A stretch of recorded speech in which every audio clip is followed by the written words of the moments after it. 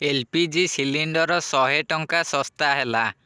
ଅନ୍ତର୍ଜାତିକ ମହିଳା ଦିବସରେ ପ୍ରଧାନମନ୍ତ୍ରୀ ନରେନ୍ଦ୍ର ମୋଦି ମହିଳାମାନଙ୍କ ପାଇଁ ଉପହାର ସ୍ୱରୂପ ଏଲ୍‌ପିଜି ଦାମରେ 100 ଟଙ୍କା ହ୍ରାସ ଘୋଷଣା କରିଛନ୍ତି।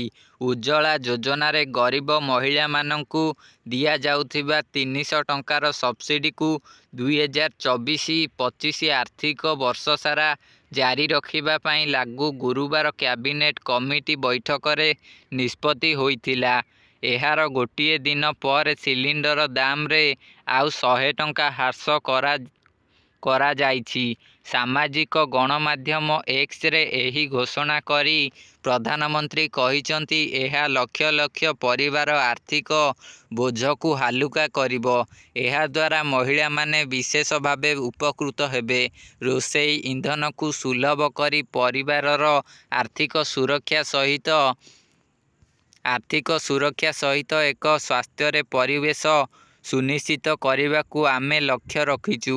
ମହିଳାମାନଙ୍କୁ ସଶକ୍ତ କରିବା ଏବଂ ସେମାନଙ୍କ ପାଇଁ ଜୀବନ ବଞ୍ଚିବାକୁ ସହଜ କରିବା ଲାଗି ଆମର ରହିଥିବା ପ୍ରତିବଦ୍ଧତା ଅନୁସାରେ ଏହି ପଦକ୍ଷେପ ଗ୍ରହଣ କରାଯାଇଛି ବୋଲି ପ୍ରଧାନମନ୍ତ୍ରୀ କହିଛନ୍ତି।